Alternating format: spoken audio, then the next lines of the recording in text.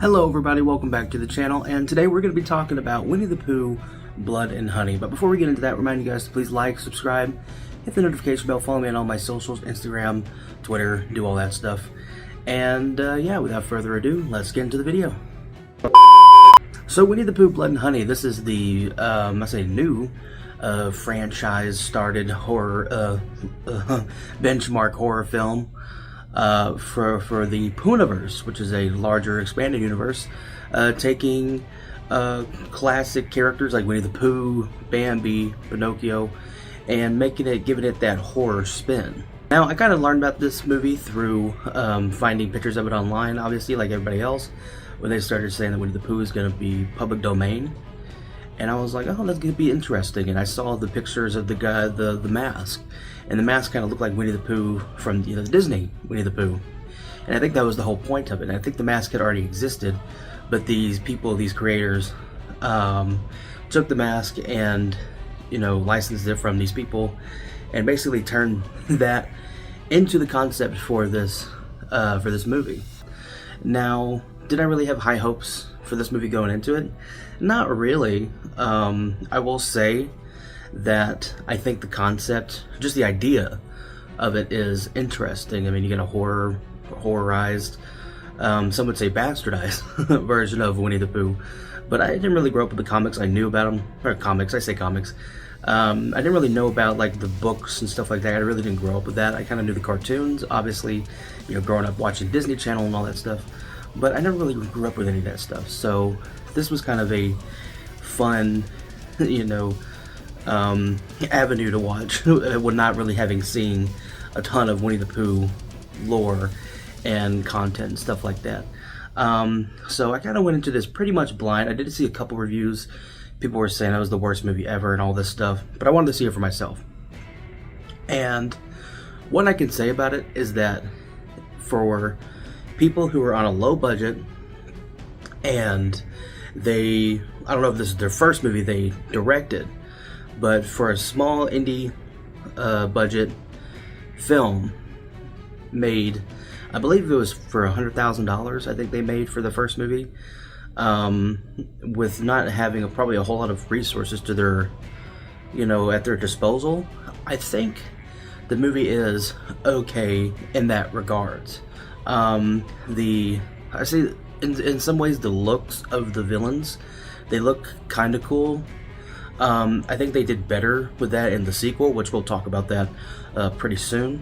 As far as like taking that classic Winnie the Pooh look with the mask and everything, I think that they making that a horror villain, like this almost Michael Myers-esque horror character, and turning that into a villain, this cute cuddly character, turning that into a villain, I think could be interesting. Unfortunately, I think the budget was low. They couldn't do what they wanted to. So basically, overall, it looks like two people wearing a bear mask and a pig mask, and they look like, two guys in overalls killing people in the woods. The movie is shot okay. I think, unfortunately, because of the budget, maybe lighting was an issue, so a lot of it's like really dark. And I think because of budget constraints, the kills and the gore and everything is very limited and sparse throughout the movie, which the kills could have been cool if they probably didn't have other factors they had to worry about.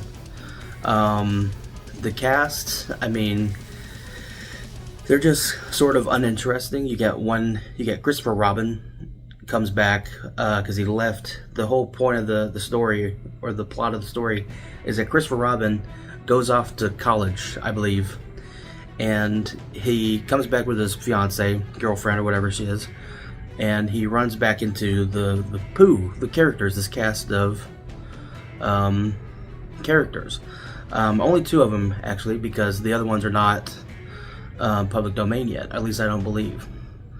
And so he comes back and they take him captive. And so then we kind of flash forward to, I'm guessing, a little bit to our new cast character, which is basically all female cast.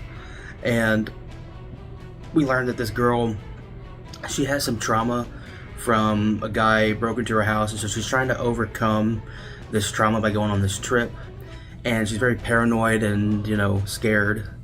So we kind of learned about that, but everybody else, basically, pretty much, we know 2 girls are dating. There's 2 other girls that are dating. One's kind of nerdy, and the other one's kind of like this Instagram, OnlyFans model type, archetype character. Really, they don't really have a whole lot of, besides those, what you would think those characters would be. You know, the archetypes of those characters. We really don't get much more than that, especially because a lot of them get killed off pretty early. We don't get a whole lot with them. The gore is very far and few between. A lot of it is CGI. So you see, like, there's some shots that could have been really cool. Like, there's one with like a wood chipper, and it could have been a really cool shot where, like, puts this girl in a wood chipper and just shoots blood everywhere. That could have been cool, but he's like shaking her head, and then they go in and After Effects with the CGI blood, and it drips out of there. It's like, no, if it was in a really like Sam Raimi-esque horror movie, it'd be shooting out the end, fountain of blood. But I mean, really, they took a concept that could have been, you know, interesting, and I think if they would have had like a bigger budget, they would have had more resources at their disposal, I think it could have been really good. And this movie gets retconned in the sequel, which we'll talk about that, you know, soon, hopefully.